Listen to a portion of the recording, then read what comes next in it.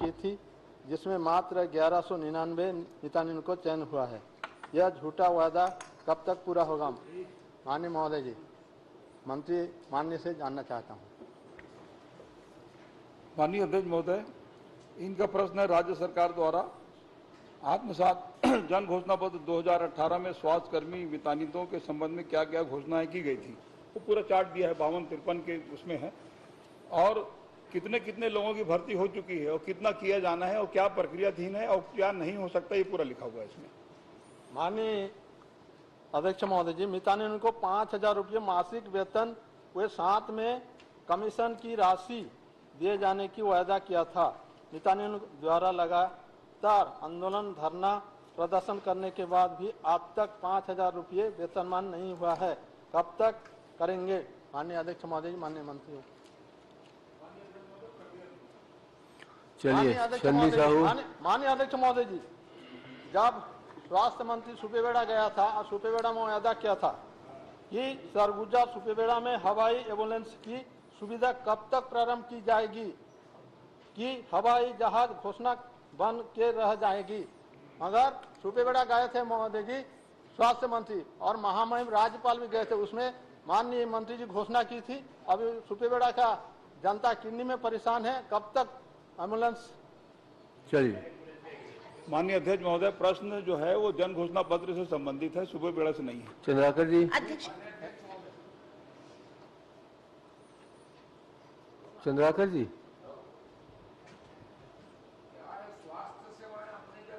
अध्यक्ष महोदय, जन घोषणा पत्र अपनी जगह। ये जो आपने परिशिष्ट दिया है 9, 2 और 3 आप पढ़ लीजिए। परिशिष्ट में प्राथमिक स्वास्थ्य केंद्रों के अतिरिक्त नजदीक कार्यरत स्टाफ के लिए नजदीक ही कार्यरत स्टाफ के लिए आवास का प्रावधान किया जाएगा। आपातकाल के समय तुरंत इलाज मिल सके, एक, और अधिक जनसंख्या वाले शहरी क्षेत्रों में नए स्वास्थ्य केंद्र खोले जाएंगे, 6 आपने कहा। तो कितने जगह स्टाफ बने और आपातकालीन सेवाएं शुरू हुई प्रदेश में, एक, और दूसरा, ये अधिक जनसंख्या से का मापदंड क्या है जिसके तहत आपने खोला? अधिक जनसंख्या तो मेरे यहां डेंसिटी भी ज्यादा है, अध्यक्ष जी के यहां सब है, तो अधिक जनसंख्या में 6 खोले गए, तो उसका मापदंड क्या? अधिक जनसंख्या का अभिप्राय मतलब क्या है? ये 9, 2, 3 कौन से पृष्ठ का बताइए जरा। 9 और 2, 3 आपने कहा ना? 2 और 3 परिशिष्ट।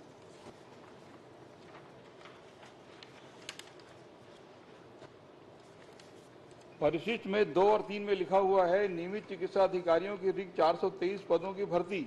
आप कौन सा वाला बता रहे हैं? मैं आपको 4 नंबर पेज का जो विषय है उसके नीचे 2 और 3 है, 4 नंबर पेज परिशिष्ट के।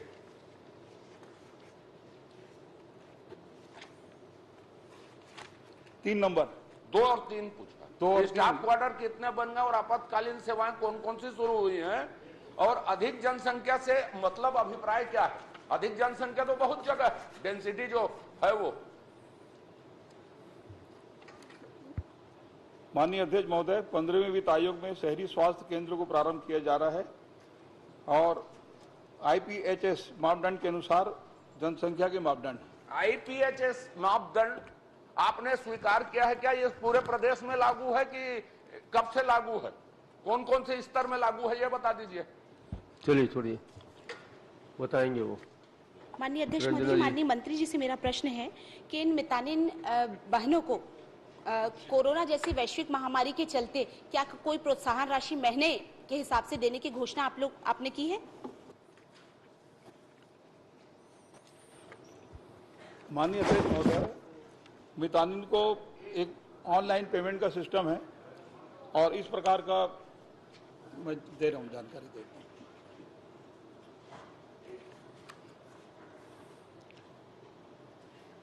अरे हाँ या नहीं लिखो ना सीधा। क्या है अकबर साहब? नहीं, अब आप अलग अलग उत्तर दे, सामने ही आके उत्तर दे। अलग ये परंपरा अनुसार आपस हम लोगों की शुभकामना है कि आप सामने आके उत्तर दें। मितानिनों को चलो चलो परंपरा ऐसी है कि आप सीधे बात नहीं कर सकते, ऐसा लिख के दीजिएगा। अच्छा इनडायरेक्ट कर लेता हूँ। मितानितों को प्रोत्साहन राशि ये अभी बात हो रही दी गई है। चलिए चलिए छन्नी चंदू साहू। संचालक का एक पत्र मेरे पास है। माननीय अध्यक्ष महोदय जी, नहीं माननीय अध्यक्ष महोदय जी, मितानिन को कोई भी प्रोत्साहन राशि नहीं दी गई है। राष्ट्रीय स्वास्थ्य मिशन का एक पत्र भी है मेरे पास, जिसमें आपने मितानिन बहनों को 1000 प्रति माह 6 महीने तक देने की बात कही थी। ये पत्र भी है, लेकिन अभी तक उन बहनों को नहीं मिला है। और आशा जो बहनें हैं, फैसिलिटेट जो बहनें, उनको 500 रुपए प्रति माह 6 महीने देने की बात की थी, वो उनको अभी तक नहीं मिला है। और राष्ट्रीय स्वास्थ्य मिशन का एक पत्र है जो सभी जिला मुख्यालय, चिकित्सा मुख्यालय, स्वास्थ्य अधिकारी को भेजे गए हैं, पर ये पत्र अभी तक उनको प्राप्त हुआ है, पर राशि उनको मिली नहीं है। चलिए माननीय अध्यक्ष महोदय, प्रोत्साहन राशि दी जा रही है और 3 माह का अब तक दिया जा चुका है। आप जी बाकी सप्लीमेंट्री में चर्चा कर लेना।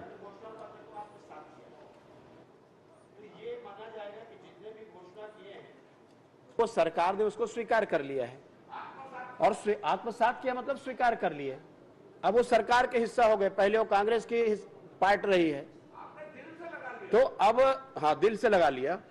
तो अब जो घोषणा है, अपन जो शुरू में पूछे कि कितने को आपने पूरा किया है, कितने को पूरा नहीं किया, उसमें मंत्री जी ने कहा कि मैं लिख करके इसमें चार्ट है, आप देख लीजिए। मैं माननीय मंत्री जी से पूछना चाहता हूं, हमारे यहाँ बिलासपुर में सिम्स मेडिकल कॉलेज संभाग का सबसे बड़ा कॉलेज है, सिम्स हॉस्पिटल। उसमें स्टाफ नर्स नहीं हमारे पास में, और स्टाफ नर्स के कारण में वहां की जो व्यवस्था बदहाल है, बहुत दिक्कत आ रही है, स्टाफ भी परेशान है। इसमें एनएम और स्टाफ नर्स की नियुक्ति के जो बात आई है, मैं मंत्री जी से पूछना चाहता हूं कि ये आप नियुक्तियां करेंगे तो बाकी अस्पतालों में भी पूर्ति हो जाएगी, तो ये नियुक्तियां कब तक आप करेंगे? जल्दी से जल्दी करेंगे अध्यक्ष महोदय। चन्नी साहू माननीय अध्यक्ष महोदय, माननीय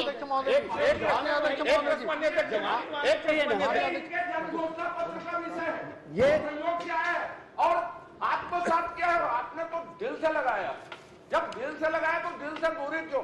आप इसको पूरा करने घोषणा कीजिए अभी, बहुत जल्दी अवधि बताइए घोषणा की, 2 महीने 3 महीने, बहुत दूरस्थ नहीं जवाब, मेरे प्रश्न का जवाब तो आया नहीं अध्यक्ष, आप अवधि बताइए, जवाब ही नहीं आया ना, समय अवधि बताइए, जल्द 3 साल का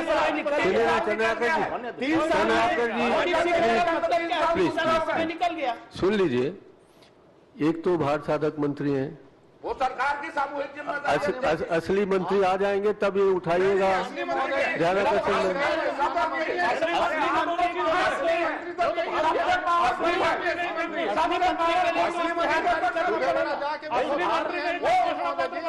पावरफुल सबसे आला मंत्री है।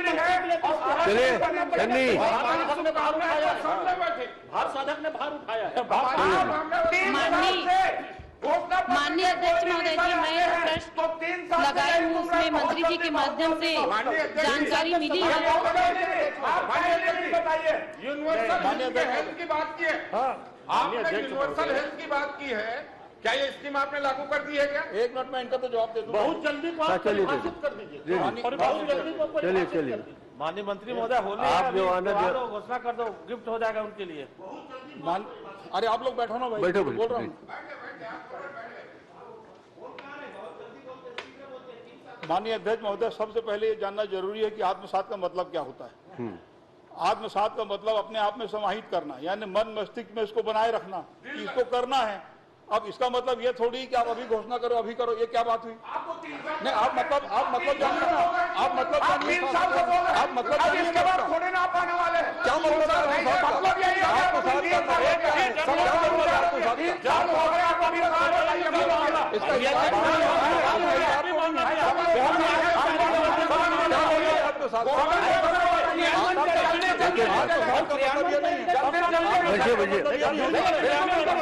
बैठे बैठे प्लीज, जवाब आ ही नहीं रहा है उसका। बैठे ना, मैं बोल रहा हूँ। कोई दलील नहीं है इसमें, बिल्कुल कैसे बात कर रहे हैं? आत्मसात का मतलब चंद्राकर जी अपने आप प्लीज, चलिए चलिए छोड़िए। चलिए चलिए सन्नी साहब तुम चलो अध्यक्ष एक प्रश्न प्लीज आप तो और है आगे आगे लोगों के हेल्थ से जुड़ा हुआ मामला है। अरे बाबा इसको आप पूछ लीजिएगा ना एक उसमें प्रश्न का निवेदन कर लो माननीय अध्यक्ष। सप्लीमेंट बजट में चर्चा हो रही है तब पूछ लीजिए। एक प्रश्न चलिए माननीय मंत्री जी ने अपने उत्तर में कहा है स्वास्थ्य का अधिकार छागा के हर नागरिक को सर्वजन स्वास्थ्य गुणवत्ता इलाज की सुविधा निःशुल्क दी जाएगी और ब्रैकेट में लिखा है यूनिवर्सल हेल्थ केयर। हो गया क्या यूनिवर्सल हेल्थ केयर लागू? कई जगह घूमने गए थे। माननीय अध्यक्ष बात ही लिखी गई है, कुछ पूरी हो गई है, कुछ प्रक्रिया में है, वो आने वाले समय में होगा, तो उत्तर में दिया हुआ है। चलिए कब तक लागू कर आपने पूछ लिया, आपने लिखा है आपने पूछ लिया प्लीज। अब फॉरेन भी गए, अब फॉरेन भी गए यूनिवर्सल हेल्थ के मुद्दे को लेकर। सवा 3 साल का समय निकल गया, बता दीजिए उसका ना हाथ पैर निकल रहे ना वो निकल रहे हैं। अरे आपकी गलती नहीं है सर जी, ये जल्दी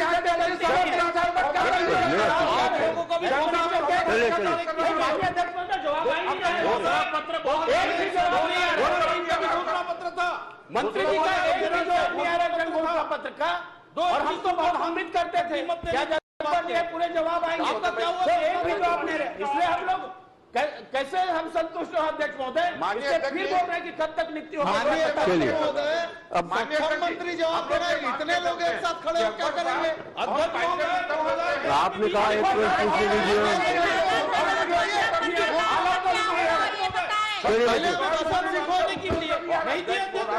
चलिए चलिए जवाब नहीं आ रहा अध्यक्ष महोदय, इसलिए हम थोड़ा सा बहिर्गमन कर रहे हैं। सन्नी साहब नियत नहीं है, सबसे पहले नियत वाली सरकार। माननीय अध्यक्ष महोदय जी, मैं जो प्रश्न लगाई थी पूरे प्रदेश का, उसमें मुझे जानकारी मिली है। मैं अपने पूरे प्रदेश में तो नहीं जाऊंगी, लेकिन राजनांदगांव जिले के अपने गृह जिला राजनांदगांव के छुरिया ब्लॉक के आंकड़े बताना चाहूंगी, जिसमें मंत्री जी ने जानकारी दी है। छुरिया में इसमें 2018-19 3,52,559 फुट लीटर खपत हुई, जिसमें 2020-21 में 1,61,339 फुट लीटर की खपत हुई और अचानक से अध्यक्ष महोदय 21-22 में खपत बहुत ही कम हो गई। इनके लिए मैं आदरणीय मंत्री जी को और हमारी सरकार को मैं धन्यवाद देना चाहूंगी।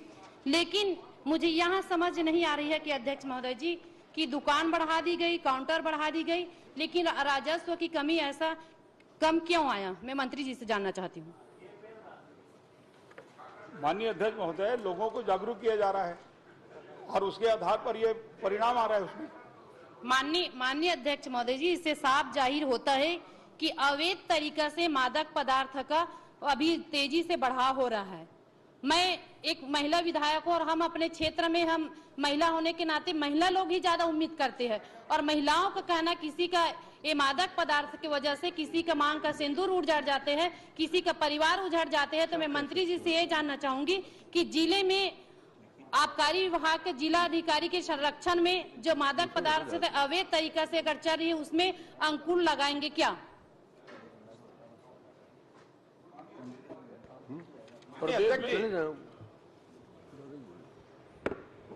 कवासी लखमा जी सदन में उपस्थित रहते हैं, जवाब माननीय मंत्री जी देते हैं।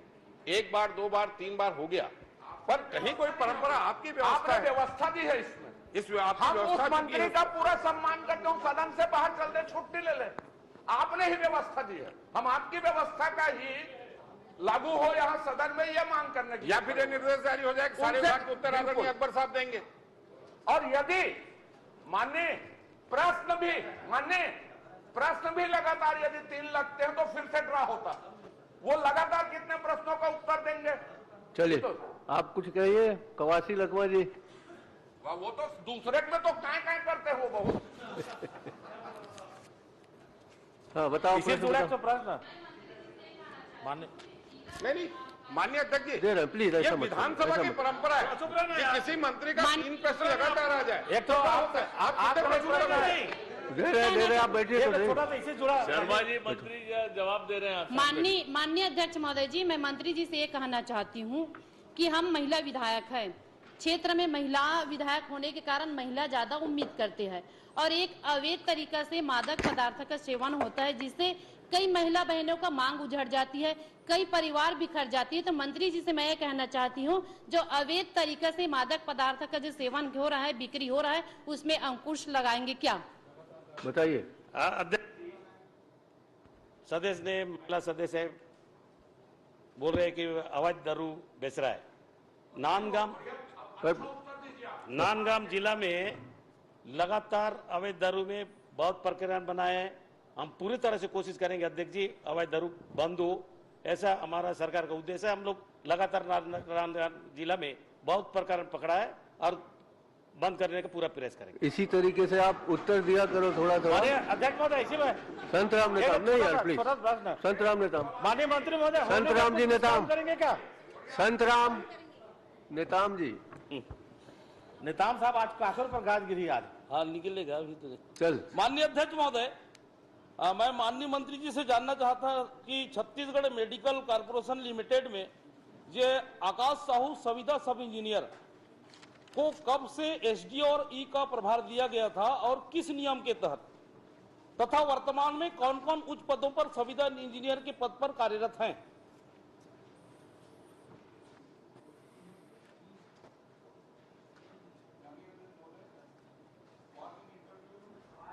माइक। आकाश साहू उप अभियंता के पद पर संविदा वेतनमान के आधार पर 19,000 रुपए समेकित मासिक एक मुश्त वेतन पर कार्यभार ग्रहण करने के दिनांक से 3 वर्ष के लिए इसको संविदा नियुक्ति दी गई।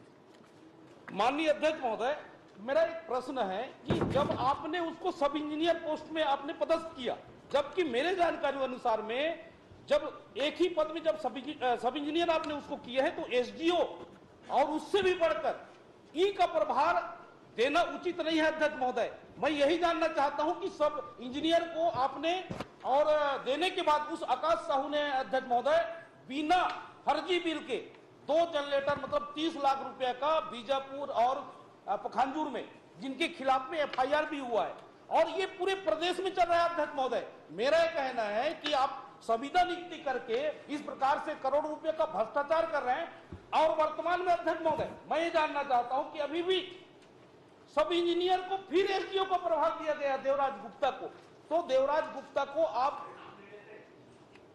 गुप्ता जी, ठीक है अध्यक्ष महोदय, मैं ये कह रहा था एसडीओ को हटाएंगे क्या, कब तक हटाएंगे आप? माननीय अध्यक्ष महोदय, इनको ई का प्रभार कभी नहीं दिया गया और एसडीओ एई का भी प्रभार कभी नहीं दिया गया। अनियमितता की जांच हुई और जांच के बाद इनको बर्खास्त कर दिया गया। चलिए, धन्यवाद। अध्यक्ष सौरभ सिंह, एक और अंतिम मेरा प्रश्न है। अब वो आप तो बर्खास्त हो गए, अब क्या पूछोगे? बर्खास्त से मतलब नहीं है अध्यक्ष महोदय, सवाल इस बात का है, वो तो निकाल दिए, एफआईआर हुआ, निकाल भी दिए। मेरा ये कहना है कि सब इंजीनियर पोस्ट को आप ई का प्रभार दे रहे हो। शर्मा जी, क्यों आप प्रतिनियुक्ति में आप अगर रेगुलर को क्यों नहीं दे रहे अध्यक्ष महोदय? दूसरा प्रश्न मेरा है, अंतिम प्रश्न मेरा, पूरे प्रदेश में सब इंजीनियर लोग ही चीफ इंजीनियर बने हैं, रेंजर लोग डीएफओ बने, मैं तो वही तो नियम जान रहा हूँ अध्यक्ष। बाबू लोग बड़े बड़े पद पे बैठे हैं, ऐसा चल ही रहा है। अब आपकी तो सरकार चाहते में हैं ऐसे ही जैसे- चल रहा है तो आप क्या कर रहे हो? अध्यक्ष महोदय, मैं एक अंतिम सवाल है। चलिए जल्दी करिए, जल्दी जैसे करिए। लोग मंत्री वो प्रभार में है ना, वैसे मुख्यमंत्री के प्रभार में अकबर ये साहब आ जाए, हमारी कैसा शुभकामनाएं। ये है अध्यक्ष महोदय, प्रश्न पूछिए, प्रश्न हाउसिंग पूछिए। बोर्ड का है अध्यक्ष महोदय, हाउसिंग बोर्ड का ई जो यहाँ पर एसी बन के बैठा है, उसको आप कब तक इन्हीं के चलते पूरे प्रदेश में, मैं बताना चाहूंगा, आंकड़ा भी है मेरे पास, सभी जगह भ्रष्टाचार चल रहा है अध्यक्ष महोदय, तो इनको कब तक मूल विभाग में भेजेंगे एसी को? माननीय अध्यक्ष महोदय, प्रश्न से संबंधित जो बात थी उसको जानकारी दे दी गई है कि उसको ई का प्रभार कभी नहीं दिया गया।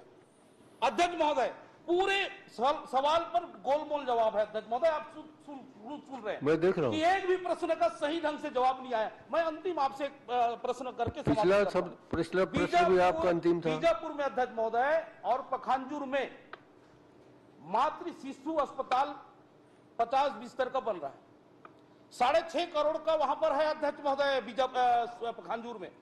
उसकी जो घटिया क्वालिटी का भवन बना दिए गए अध्यक्ष महोदय, जो यहां से इंजीनियरिंग शासकीय इंजीनियरिंग कॉलेज से रिपोर्ट आया है, उसमें अमानक पाया गया है, घटिया। तो उस बिल्डिंग का जहां 6.5 करोड़ रुपया लग रहा है उसकी जांच कराएंगे क्या?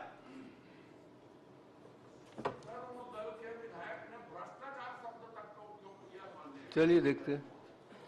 माननीय अध्यक्ष महोदय, खास किया जा चुका है, एफआईआर हो गया है, अति संवेदनशील। इसके अलावा और क्या कार्रवाई हो सकती है?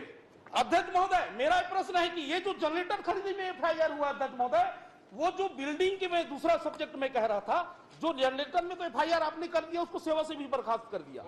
दूसरा प्रश्न है मेरा 6.5 लाख जिसको कॉलेज के लोगों ने, जो तकनीकी लोग ने अमानत पाया गया, इस विषय पे मैं कहना चाहूंगा, मैं ज्यादा प्रश्न नहीं कर रहा हूं सर, उस विषय में जो 6.5 करोड़ का जो घटिया निर्माण किया गया, जहां पानी टपक रहा है, बच्चे वहां जा नहीं रहे, मानव से जुड़ा हुआ मुद्दा है अध्यक्ष महोदय। ऐसे विषयों पे अगर सही उत्तर नहीं आएगा तो हम लोग क्यों आएंगे अध्यक्ष महोदय? मैं जानना चाहता हूँ, जांच कराएंगे क्या?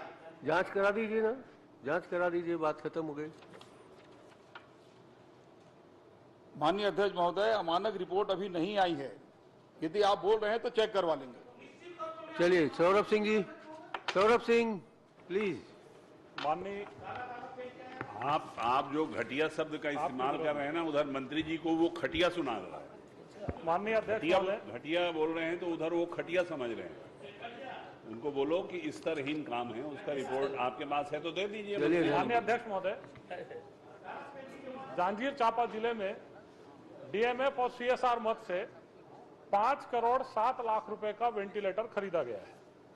मैं माननीय मंत्री जी से जानना चाहता हूं, 2 सप्लायर ने सप्लाई किया है, जिस भी कंपनी का सप्लाई किया है, किस किस दर से सप्लाई किया गया है और कुल कितने वेंटिलेटर खरीदे गए?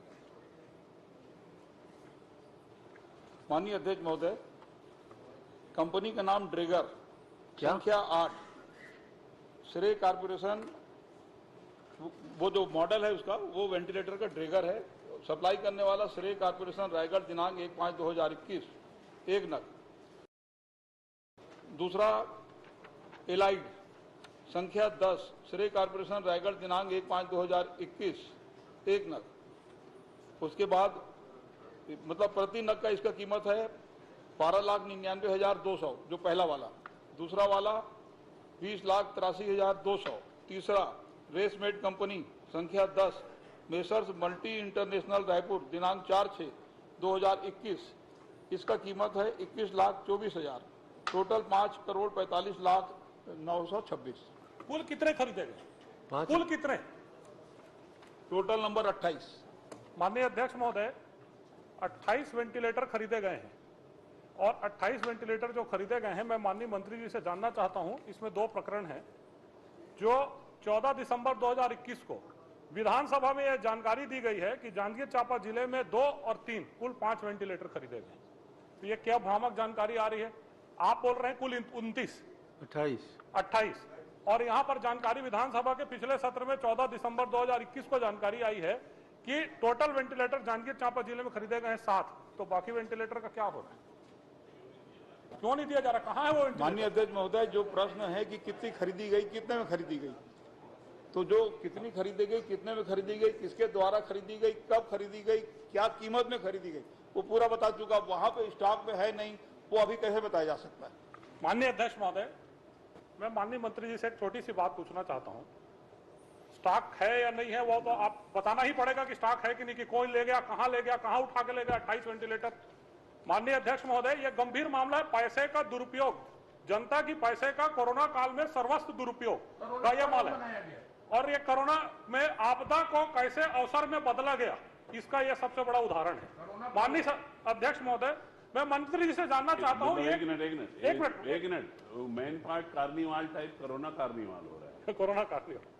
मैं माननीय मंत्री जी से जानना चाहता हूं कि खरीदी की जो प्रक्रिया थी वो किस प्रक्रिया से खरीदी की? कोटेशन के आधार पर। माननीय अध्यक्ष महोदय, कोटेशन के आधार पर खरीदी की गई। कितने लोगों का कोटेशन सप्लाई हुआ था? 2 सप्लायर है, टोटल 2 सप्लायर है जो सप्लाई किया। अलग अलग कंपनियां हो सकती, 3 कंपनियां, 2 सौरभ जी, आप बता दो अगर कोई अनियमितता हुई है, उसके बारे में सीधा सीधा पूछो ना आप। उसी में तो आ रहा हूं माननीय अध्यक्ष महोदय। 2 कंपनी, 2 सप्लायर, 3 कंपनियां से सप्लाई किया गया। आपने ही बताया है 12 लाख रुपए 12 लाख रुपए में खरीदा गया है, 30 लाख रुपए में खरीदा गया, 21 लाख रुपए में खरीदा गया। मैं ये जानना चाहता हूं कि प्रक्रिया में आपने बताया कोटेशन के हिसाब से खरीदा गया, कितने कंपनियों की कोटेशन आई थी, दोनों खरीदी में किस किस कंपनी की कोटेशन आई थी? और माननीय अध्यक्ष महोदय, ब्रांड अलग अलग है, कंपनी अलग अलग है। वही कार 5 लाख में है, वही कार 50 लाख में भी है। तो इसमें एक ड्रैगर का है, एक एलाइट का है, एक रेसमेट कंपनी अलग अलग है, तो उसकी कीमत अलग अलग है, तो उसके हिसाब से खरीदा गया है। माननीय अध्यक्ष महोदय यही तो घुमाने का मामला है। माननीय अध्यक्ष महोदय, मैं आपके माध्यम से जानना चाहूंगा और आपसे आग्रह करना चाहूंगा, सिंगल कोटेशन के तहत यह खरीदा गया है। ऐसा ही सीटी स्कैन मशीन का भी जांजगीर चांपा जिले में खरीदा गया है। पिछले विधानसभा में प्रश्न लगाया गया था, सिंगल कोटेशन के आधार पर। मंत्री जी उस बात का जवाब नहीं दे रहे हैं। सिंगल कोटेशन के आधार पर खरीदा गया है और सिंगल कोटेशन के आधार पर एक कंपनी से 3 अलग अलग रेटों पर खरीदा गया है। मैं आपसे आग्रह करना चाहूंगा, क्या इस पर जांच करवाएंगे पूरे इस प्रकरण पे? आप जांच कराएंगे कि मैं जांच कराऊं? आपके गृह जिला का मामला है माननीय अध्यक्ष। आप जांच कराएंगे मंत्री जी, तो आप करा लीजिए, नहीं तो मैं करवाता हूं जांच। माननीय अध्यक्ष, मैं पहले जानकारी दे देता हूं, बाकी फिर आसंदी का सम्मान है, जैसा आप चाहें। जी माननीय अध्यक्ष, अरे जवाब बोलिए। अच्छा, जवाब आने दीजिए। जवाब दीजिए ना माननीय, आप जवाब दीजिए ना, आप जवाब दीजिए। माननीय अध्यक्ष महोदय, कोरोना काल में भंडार क्रय नियम, आपातकाल के समय में भंडार क्रय नियम में छूट होता है, तो निश्चित रूप से एक कंपनी से कोटेशन बुला के उसको क्रय किया जा सकता है। फिर भी माननीय सदस्य की चिंता है और आपकी चिंता है, तो जांच करा लें। नहीं, चिंता इस बात की है कि आप कह रहे हैं 28 खरीदी हुई है, विधायक जी कह रहे हैं सिर्फ 5 है, तो बाकी के कहाँ है?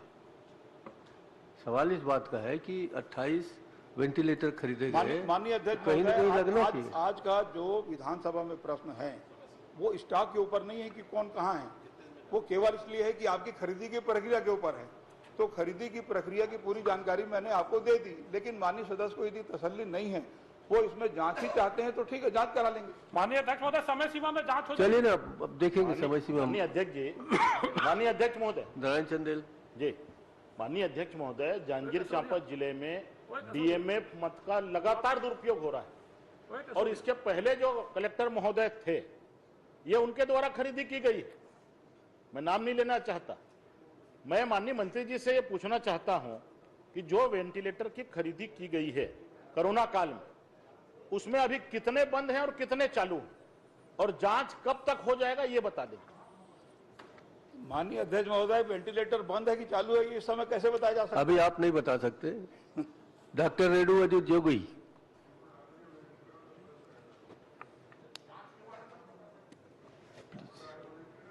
माननीय अध्यक्ष महोदय, आज मैंने प्रश्न किया है आयुष्मान प्रधानमंत्री स्वास्थ्य योजना के संबंध में। तो माननीय मंत्री जी से जानना चाहा है कि कितने प्रतिशत कोरोना काल में कितने बिस्तर अस्पतालों में कोरोना मरीजों के लिए आरक्षित किए गए थे इलाज के लिए आयुष्मान योजना के तहत। माननीय अध्यक्ष महोदय, 1 मार्च 2021 से 31 जनवरी 2022 तक का आयुष्मान योजना के तहत रायपुर, बिलासपुर, दुर्ग जिले के निजी अस्पतालों में कोरोना मरीजों के इलाज की अस्पतालवार जानकारी, पूरा चार्ट इसमें है। स्पेसिफिक किसी अस्पताल के बारे में कुछ पूछना चाहते हैं, बता दीजिए।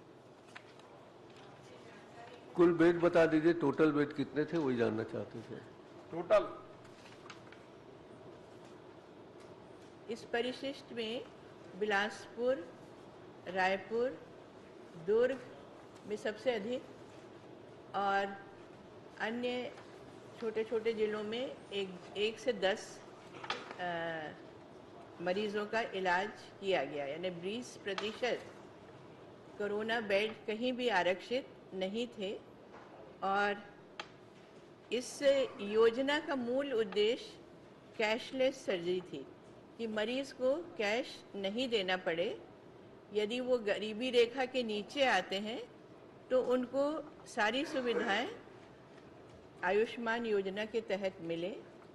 जो APL हैं उनको 1100 रुपया प्रति बेड के अनुसार सुविधा दी जाए। और फिर भी यहाँ मात्र एम्स में आयुष्मान योजना का सही ढंग से पालन हो रहा है।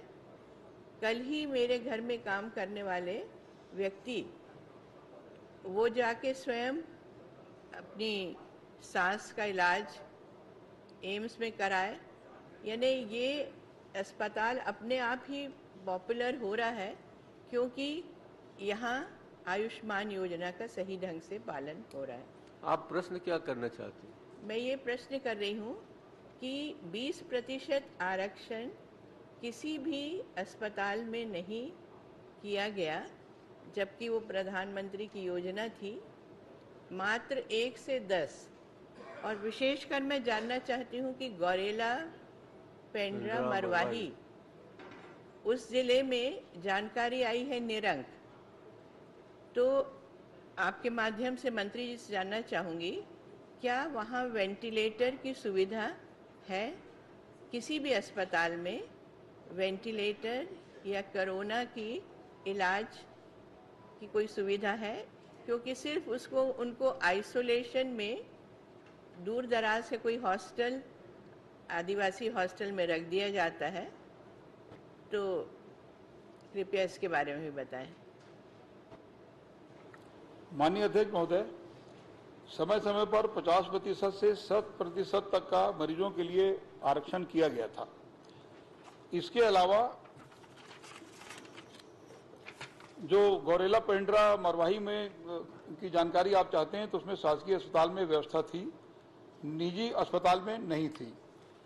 तीसरी बात यह कि 2 आयुष्मान योजना के अंतर्गत कोरोना मरीजों के इलाज नहीं किए जाने की जो शिकायत थी वो 2 अस्पतालों की थी।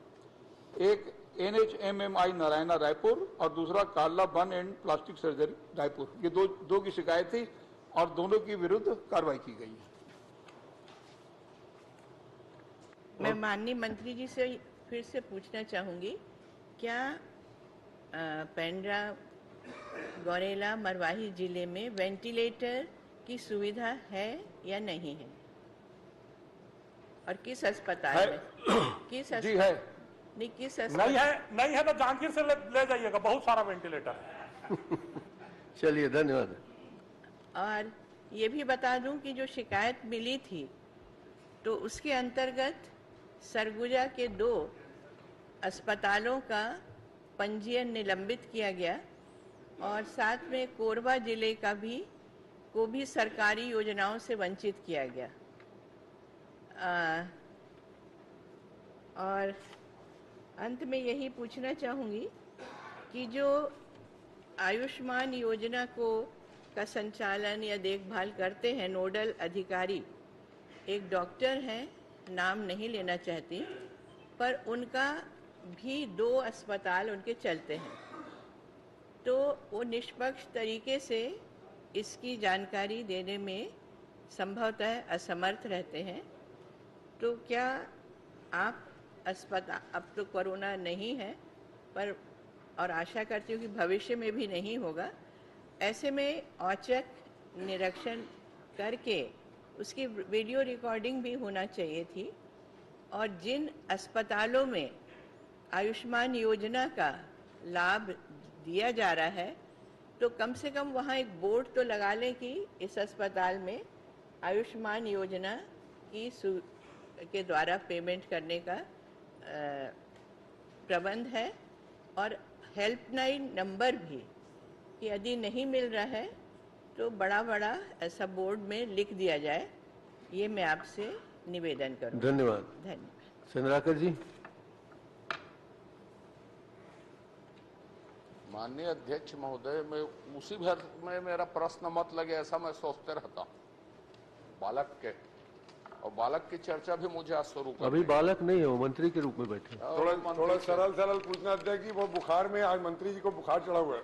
नहीं, इनको पूछने तो इनके पास कोई विशेष प्रश्न तो रहता नहीं, कुछ भी उधर पूछते रहते हैं। माननीय अध्यक्ष महोदय, बिल्कुल होली अभी परसों है, होली का रंग तो नहीं चढ़ रहा आपके ऊपर। चलिए प्लीज समय मत खराब करिए। माननीय अध्यक्ष महोदय, प्रश्न मेरा छोटा हो बड़ा हो, तीखा नहीं, तीखा भी नहीं। कोरोना काल में मेरा प्रश्न मूल रूप में थोड़ा बदल गया। मैंने अवधि पूछी थी 2 साल में। ये विद्यार्थियों की भौतिक उपस्थिति तत्काल प्रभाव से प्रतिबंधित कर समस्त कक्षाओं का संचालन ऑनलाइन पद्धति से सुनिश्चित किया जाए। तो मैं आपसे यह जानना चाहता हूं, पहला कि यह सर्कुलर कब निकला और ऑनलाइन सुनिश्चित किस तरह से हुई, और ऑनलाइन आपकी परीक्षाएं हुई, ऑनलाइन में बात कर लेते हैं फिर ऑफलाइन में, तो उसका रिजल्ट किस तरह से निकाला गया 3 साल में, और तीनों साल में समय पर रिजल्ट निकले, एकेडमिक कैलेंडर का पालन हुआ कि नहीं हुआ, वो जो कोरोना ईयर है और अभी इस वर्ष। माननीय अध्यक्ष महोदय, जो प्रश्न है वो 31 दिसंबर 2022 के स्थिति में पूछा गया है, और उस समय सर्कुलर निकाला गया, ये 13/1/2022 को निकाला गया जो ये है, और उसका जो प्रपत्र है हमने संलग्न किया है, और उसके तहत उस बीच में जो हमने जो नया आदेश निकाला, जैसे ही कोविड की परिस्थिति थोड़ी ठीक होने लगी, उसके बाद 4/2/2022 को हमने फिर से निर्देश निकाला, जिसमें ऑनलाइन एवं ऑफलाइन कक्षाएं देने के निर्देश दिए गए। जिले में संक्रमण दिन को ध्यान में रखते हुए उपस्थिति को सुनिश्चित करने के लिए कहा गया। 4% से कम संक्रमण वाले जिलों में भौतिक कक्षाएं संचालन करने की अनुमति प्रदान की गई, तथा 4% से अधिक संक्रमण वाले जिले में स्थानीय प्रशासन द्वारा स्कूल आंगनबाड़ी हेतु जारी निर्देश के अनुरूप कार्रवाई करने का निर्देश दिया गया। और इस बीच में जो परीक्षाएं आयोजन हुई वो ऑनलाइन ही आयोजन हो पाई। उसी में पूछा है, छत्तीसगढ़ के बच्चों के भविष्य का सवाल है। ऑनलाइन आपने आयोजित की 2 साल की, 3 साल, 1 साल, एक तो निर्देश कब जारी हुए हम वो बता रहे हैं, और वो निर्देश विश्वविद्यालयों ने संबंधित विभाग को जारी किए हैं कि नहीं किए हैं, तो आप पता करेंगे तो सभी राजकीय विश्वविद्यालय इन निर्देशों का पालन नहीं कर रहे हैं, ये एकदम तय बात है। लेकिन आप ऑनलाइन परीक्षा में मॉनिटरिंग कैसे किया और रिजल्ट डिक्लेयर कैसे किया, मैंने प्रश्न में पूछा था, फिर मैं दूसरा प्रश्न पूछूंगा कि सीधे वो पास हो गए, उसका सिस्टम क्या डेवलप किया गया था कि ऑनलाइन परीक्षा में इतने लोग बैठे, और ये रिजल्ट किस तरह से, कैसे आपने उसको डिक्लेयर किया, अगली कक्षा या सेमेस्टर में प्रवेश कैसे दिया, आधार क्या था पास करने का उनका।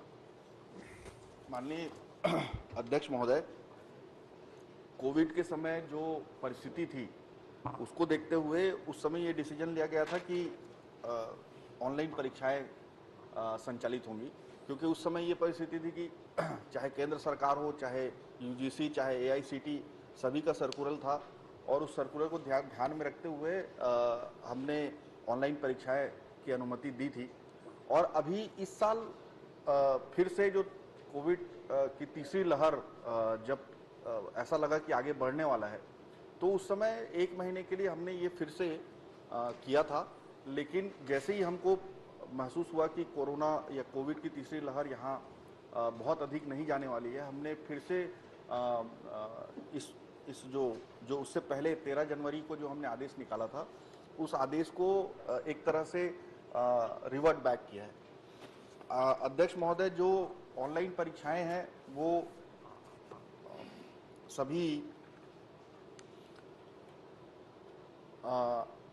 जो जिस समय 2020 में जब कोविड हुआ था उस समय की बात करेंगे तो प्रश्न पत्र को मेल पे भेजा गया था, और वो कॉपी उनका जो उत्तर वो जमा करना था, उसको वो केंद्र पे जमा करना था, और विश्वविद्यालय में कॉपी एकत्र करके उसका मूल्यांकन करना था। ये प्रक्रिया हमने अपनाया था। देख करना था, किया गया कि नहीं? किया गया महोदय। 2020 मतलब जितने ऑनलाइन परीक्षा दिए वो सब पास हो गए जी? जितने लोगों ने ऑनलाइन परीक्षा दी वो सब पास हो गए, ये मान लेना चाहिए। डेटा मेरे पास नहीं है अध्यक्ष महोदय, अभी कितने लोग पास हुए, कितने लोग फेल हुए। माननीय अध्यक्ष महोदय, आप देखेंगे कि ऑनलाइन में कितने लोग बैठे यही बता पाना संभव नहीं है कहा, तो कितने लोगों ने जांच की, कैसे की, क्या नहीं की, बड़ा महत्वपूर्ण है और अभी भी अनिर्णित है। और परीक्षा की नीति के बारे में अब तक कोई निर्णय नहीं लिया गया, अब तक, कि परीक्षा किस फॉर्म में कैसे होगी। तो एक तो उसको बता दें, क्योंकि वो ऑनलाइन की संख्या बता नहीं पा रहे हैं अभी। तो प्रश्न में भी लिखा है, तबीयत भी उसकी खराब है, लेकिन ये लोक महत्व का प्रश्न है कि आखिर उन बच्चों को कितने लोग बैठे, कितने लोगों की जांच किस प्रक्रिया में हुई, और अभी की परीक्षा नीति आपकी क्या है? माननीय अध्यक्ष महोदय, इन्होंने पूछा था ऑनलाइन शिक्षा में कितने लोग सम्मिलित हुए। तो ऑनलाइन शिक्षा में सम्मिलित होने की संख्या बताना मुश्किल है। आप उसको दूसरे से जोड़ नहीं, तो इसलिए ऑनलाइन परीक्षा, ऑनलाइन शिक्षा, वो मैं समझ गया साहब। रिजल्ट आखिर उसका कैसे निकाला गया जब कोई नंबर ही नहीं है? तो विस्तृत जानकारी लेके हमको दीजिएगा जी, हम आपको बता देंगे। और इसमें इस वर्ष परीक्षा के लिए आपकी पॉलिसी क्या? नहीं, देखिए, परीक्षा आयोजित करना, परीक्षा की पद्धति आयोजित करना यूनिवर्सिटी का काम है। आपने इसमें लिखा है, आपने निर्देश जारी किया है परिशिष्ट में। जी हाँ, तो जो आपने लिखा है मेडिकल इमरजेंसी रहता है, आप भी जानते हैं, मेडिकल इमरजेंसी में सर मैं बिल्कुल एक भी ऐसी चीज नहीं पूछा कि, और आप सुन लीजिए एक मिनट। जिस तरह से परीक्षा आयोजित किया गया अध्यक्ष महोदय, एक मिनट में आपने चूंकि परीक्षा की जानकारी आप लेंगे इसलिए मैं नहीं दोहराता, आपने निर्देश जारी किया, यह भी सत्य है इस साल की परीक्षा के लिए। अब आप ये मत कहिए कि यूनिवर्सिटी उसमें निर्णय लेंगे। आपने निर्देश जारी किया है, आपके परिशिष्ट में है। मेरा एक ही कहना है इसमें कि परीक्षाएं किस मोड में होंगी, कैसे होंगी, कब होंगी, प्रदेश के कम से कम राजकीय विश्वविद्यालय में ये एक स्पष्ट नीति समय रहते बना ले। इसके लिए आप कहेंगे क्या कुछ? माननीय अध्यक्ष महोदय, परीक्षा आयोजित करना, परीक्षा की पद्धति आयोजित करना यूनिवर्सिटी का काम है। अरे आपने निर्देश जारी किया पूरी बात को तो सुन लीजिए, पूरी बात को सुन लीजिए। हमने जो निर्देश जारी किया वो मेडिकल इमरजेंसी को देखते हुए जो अधिकार हमको मिला उसके आधार पर हमने ये निर्देश उस समय जारी किए। और मैं ये आपको बता दूं कि छत्तीसगढ़ एक ऐसा राज्य है जिसने AICTE और UGC के जो मापदंड तैयार किए थे ऑनलाइन परीक्षा आयोजित करने का, उस पर पूरी खरी उतरी है। एक भी डायवर्जन छत्तीसगढ़ के सरकार ने या छत्तीसगढ़ के यूनिवर्सिटीज ने या कॉलेजेस ने कुछ भी नहीं बोल रहा हूं, कुछ भी नहीं बोल रहा हूं। एक सेकंड, पूरी बात मैं आपको इतना ही आग्रह कर रहा हूं कि मैं वो सबसे सहमत हूं। मैं ये कह रहा हूं कि जो आपने दिशा निर्देश परीक्षा के लिए जारी किए हैं, जो अधिकार हैं आपके पास, ऑनलाइन ऑफलाइन, ऑनलाइन तो अनसक्सेस हो गई, किसी को भगवान को नहीं मालूम, इसमें भी मैं मान लिया, अध्यक्ष जी उसकी जानकारी लेंगे। इस वर्ष के लिए मैं पूछ रहा हूं कि इन सब बातों को छोड़ के कि ऐसी परीक्षा होगी और इतनी अवधि के बीच में आयोजित हो जाएगी, ये सदन को बता दे। माननीय चंद्राकर जी, मैंने आपको जैसे कहा कि इस आदेश के बाद जो आपके प्रश्न पे संलग्न है, उस आदेश के बाद जैसे ही हमको महसूस हुआ कि कोविड की जो तीसरी लहर है वो इफेक्टिव नहीं है, तो हमने एक और निर्देश जारी किया जो पहले वाले निर्देश को रिवर्ट बैक कर रहा है। तो ऑलरेडी इस बात को निर्देशित कर दिया गया है कि ऑफलाइन परीक्षाएं आयोजित की जा सकती है। गुलाब कमरो एक आखिरी एक छोटा सा, बहुत हो गया। ऑफलाइन मान लो आयोजित की जाएंगी, ऑनलाइन आयोजित की जाएंगी, आपने सारे नियामक संस्थाओं के निर्देश को माना। मैं इतना ही चाहता हूं और आपका समर्थन भी, इस आशीर्वाद भी चाहता हूं कि उन्होंने कह दिया ऑफलाइन होगा। मैंने ये कहा कि एकेडमिक कैलेंडर का पालन करते हुए निश्चित निर्धारित समय में होगी परीक्षा, उसका निर्देश देंगे क्या, या सदन को अवगत कराएंगे क्या? ऑफलाइन ऑनलाइन का विषय नहीं है ये, उसमें एकेडमिक कैलेंडर का पालन, क्योंकि भविष्य में जो परीक्षाएं, अखिल भारतीय परीक्षाएं होती हैं, उसमें हमारे विद्यार्थी शामिल हो सके, इसके बारे में कोई स्पष्टता यूनिवर्सिटी के बीच में नहीं है। कोऑर्डिनेशन कमेटी की बैठक यहाँ होती नहीं। माननीय मंत्री जी द्वारा इस तरह के निर्देश दे दिए जाएंगे, मैं उनको निर्देशित करता हूँ। चलिए गुलाब कमरो जी। शिवरतन शर्मा जी। माननीय अध्यक्ष जी, मैंने माननीय मंत्री जी से प्रश्न किया था कि पंचायत एवं ग्रामीण विकास विभाग में निर्माण कार्य में कंटेंजेंसी, गुलाब कमरो जी है कि गायब कराया गया है, ये स्पष्ट होना चाहिए।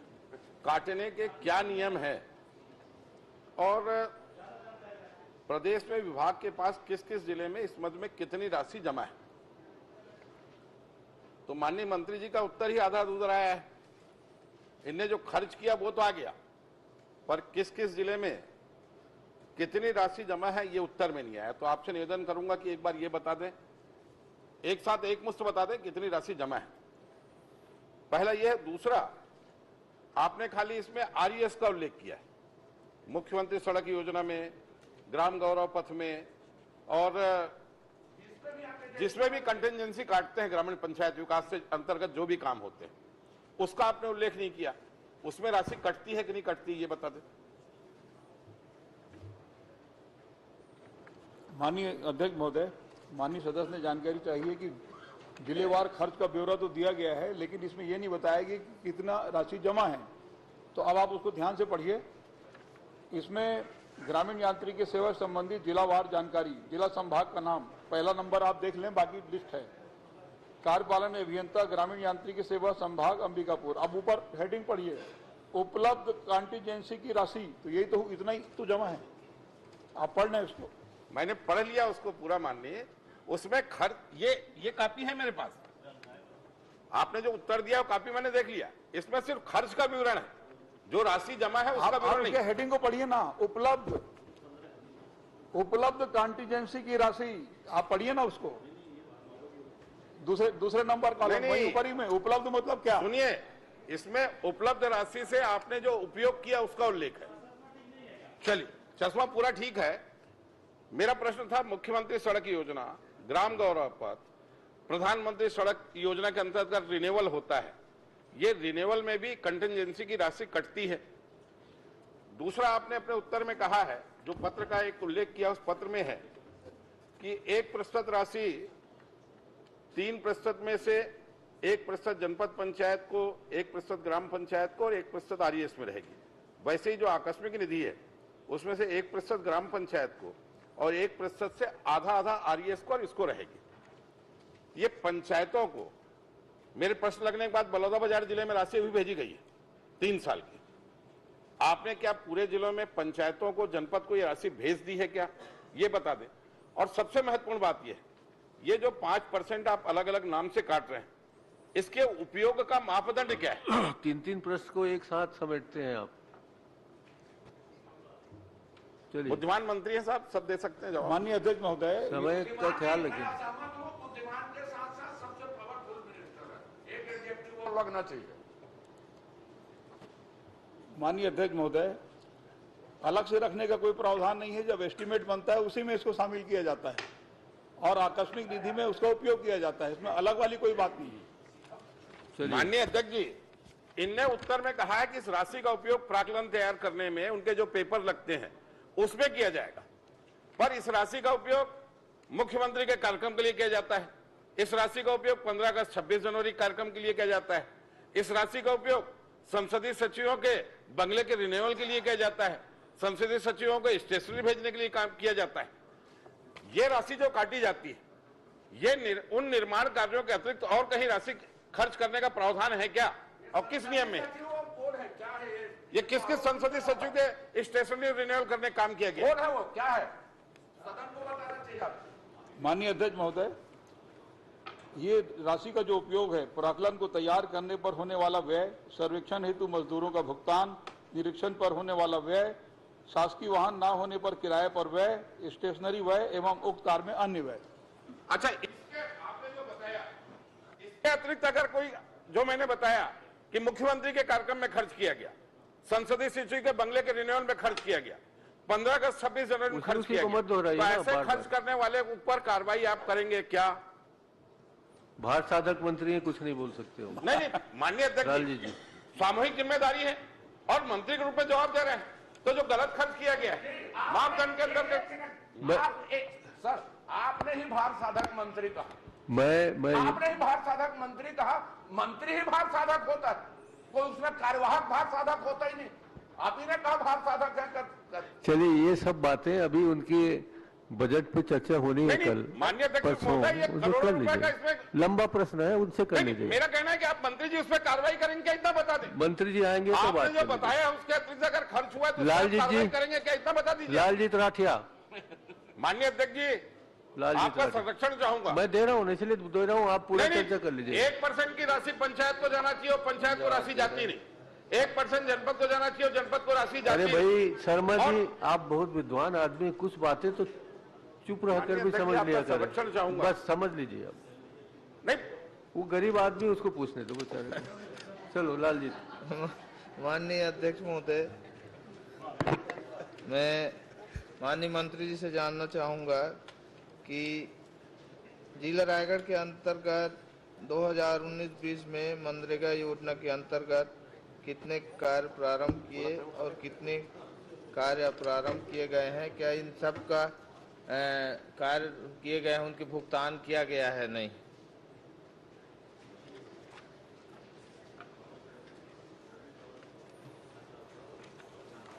माननीय अध्यक्ष महोदय, जो कार्य हुए हैं वो उसका प्रपत्र इसमें लगा हुआ है। 2019 से 2019 तक स्वीकृत कार्य की संख्या दी है, स्वीकृत कार्य की राशि, पूर्ण कार्य की संख्या, प्रगतिरत कार्य की संख्या और अप्रारंभ कार्य की संख्या। इसमें कुछ कार्यों के बारे में आवंटन प्राप्त नहीं होने के कारण भुगतान लंबित। माननीय अध्यक्ष महोदय, माननीय मंत्री जी से मैं जानना चाहता हूं कि जो भी राशि स्वीकृत किए गए हैं उनको कब तक भुगतान किया जाएगा? क्योंकि मजदूरों का सवाल है, कुआं निर्माण का है, आपका डबरी निर्माण का है और स्कूल बाउंड्री वाल के निर्माण के हैं माननीय अध्यक्ष महोदय। ठीक है, अति शीघ्र करा देंगे, अति शीघ्र करा देंगे। जी धन्यवाद अध्यक्ष। राम कुमार यादव। राम कुमार जी का प्रश्न है, कवासी लखमा जी सुनिए जरा, आप ही की भाषा में उत्तर दीजिए। माननीय अध्यक्ष महोदय जी, मैं माननीय वाणिज्य एवं उद्योग मंत्री जी से जानना चाहता हूं कि मोर क्षेत्र में आरकेएम कंपनी और डीवी कंपनी के द्वारा जे समय जन सुनवाई में हमारे गांव में वादा कर रहे हैं कि हमन कंपनी खोल के हमन हॉस्पिटल लगाबो, हमन अस्पताल बनाबो, ये क्षेत्र के मन नौकरी देबो का कहरी से का वो पूरा हो है का, मैं आपसे पूछना चाहती हूँ। अध्यक्ष जी, दोनों कंपनी उसके विधानसभा क्षेत्र में है और उसमें डिटेल दिया हुआ है कि एक कंपनी ने हॉस्पिटल बना के दिया है, हॉस्पिटल संचालित है, और दूसरा कंपनी ने स्कूल बना के दिया है, अब स्कूल सरकार चला रही है उसी कंपनी बना वाला स्कूल में। माननीय अध्यक्ष जी, मैं आपके माध्यम से मैं निवेदन कर चुके, गरीब के मामला है ये, जो बड़े बड़े भैया ये बड़े बड़े आदमी मन आकर के सपना दिखाते, कलकत्ता बम्बई विदेश का आदमी बड़े बड़े कोट लब पहन के आते, बड़का बड़का महंगा कार में सपना दिखाते कि तुम उनके जमीन ले दिया तो हम बम्बई कलकत्ता का बना देबो के सपना दिखाए कंपनी ले खोल लेते, ओकर बाद ओ मन न तो स्कूल मिला थे न मन हॉस्पिटल मिला थे। मैं आपके माध्यम से निवेदन करता हूँ कि अगर यह लेके टीम गठित कर देवा, जांच कर देवा कि स्कूल सही में खुले है कि नहीं खुले हैं, सही में वहां पर हॉस्पिटल खुले कि नहीं खुले हैं, लोकल आदमी नौकरी मिले कि नहीं, मैं एक जांच टीम गठित करी का। माननीय अध्यक्ष जी, वहाँ कंपनी ने हॉस्पिटल भी खुला है लाखों रुपया का और स्कूल भी दूसरा कंपनी खोल दिया है, वो संचालित है, वो जांच का सवाल ही नहीं, वो खुद ही देखा होगा, उसके क्षेत्र में खुला हुआ है। माननीय अध्यक्ष जी, मैं चूंकि मैं गरीब घर के, मैं गरीब के बाद अच्छी तरह जाना था, मैं फिर से निवेदन करता हूं अध्यक्ष जी से, बड़े बड़े आदमी मन के जांच तो बहुत कराया है, एक गरीब के मामला का होता है, जांच करा के देख देवा, दूध के दूध पानी के पानी हो जाही। चूंकि एक गरीब के मामला है, समूह आज देखा तो सदन के मन छत्तीसगढ़ के गरीब आदमी मन अगर जमीन गए, आपसे निवेदन है, तू गरीब के बेटा या मैं सुने हो गरीब के न्याय करा, एक बार जांच टीम गठित करा, और आपसे निवेदन है और सही में दूध के दूध पानी पानी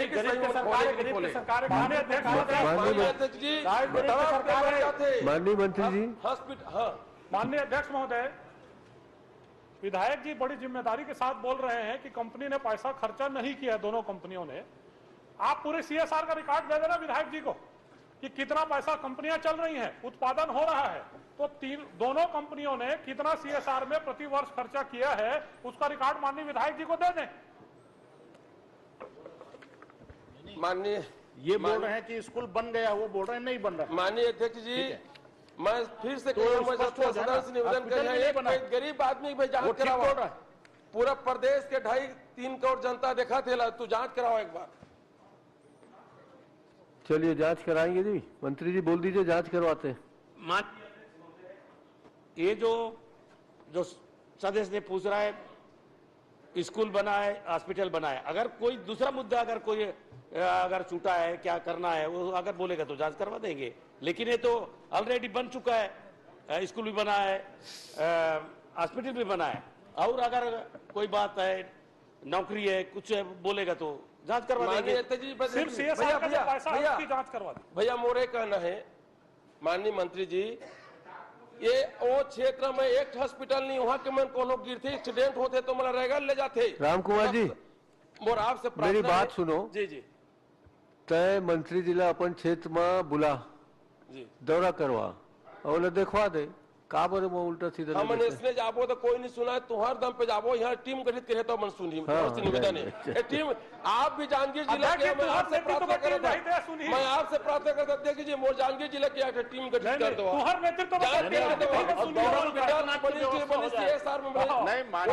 नौकरी मिलिस की नहीं मिलिस, आपसे प्रार्थना है, निवेदन बोल रहे हैं जांच करा दीजिए। मंत्री जी जांच करा दीजिए ना। भला हो जाए। पहली सुधार, वो गरीब के बेटा नहीं है, अरबपति के बाप है। गरीब के बेटा नहीं, अरबपति के बाप। अध्यक्ष जी, ये जो शीर्षार पर जो पैसा है भारत सरकार के गाइडलाइन के आधार पर होता है। समय समय पर वहाँ के जनप्रतिनिधि या अधिकारी कुछ मांगे के लिए अगर मांग करते तो देते हैं, लेकिन हमारा सरकार का मजबूर नहीं है कि अब जो ऐसा अधिकार नहीं है, भारत सरकार उसका तय करता है मापदंड, काम देना है नहीं देना। चलिए धन्यवाद। डॉक्टर विनय जायसवाल, डॉक्टर विनय जायसवाल, डॉक्टर लखेश्वर बघेल, ये जांच करवा दो महोदय। ठीक है ना, जांच कराएगा। हाँ चल, धन्यवाद।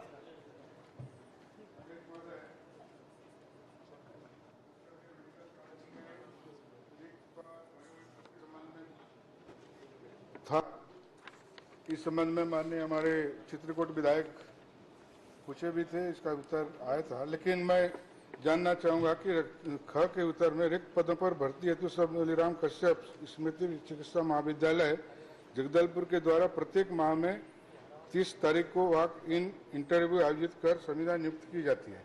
अभी तक कितने लोगों को संविदा नियुक्ति दी गई, मैं जानना चाहूँगा।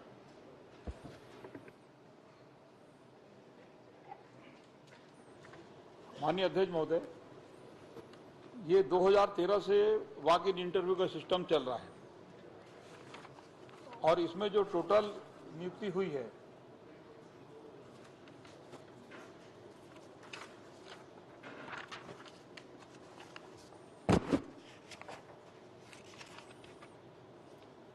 कुल वॉक इन इंटरव्यू में संविदा नियुक्त विषय विशेषज्ञों की संख्या प्राध्यापक 26, सहायक प्राध्यापक 29, सहायक प्राध्यापक 55, कुल 110। वॉक इन इंटरव्यू में उपस्थित अभ्यर्थी विषय विशेषज्ञों की संख्या प्राध्यापक 43, सह प्राध्यापक 53, सहायक प्राध्यापक 107, कुल 203। चलिए माननीय अध्यक्ष महोदय, प्राध्यापक 4, सहायक प्राध्यापक 14, सहायक प्राध्यापक 28, इसी तरह विभिन्न पदों में कम से कम सैकड़ों पद इसमें रिक्त है। उसके बावजूद भी हमारे मेडिकल कॉलेज से जिस विषय में है उसको भी पदोन्नत कर दूसरे जगह भेजा गया। फिर से 12 बजने वाले हैं, आप देखिए। भेजा गया मतलब हमारे यहाँ 10-12 डॉक्टर को कांकेर में किया गया था, उसको वापस करेंगे क्या?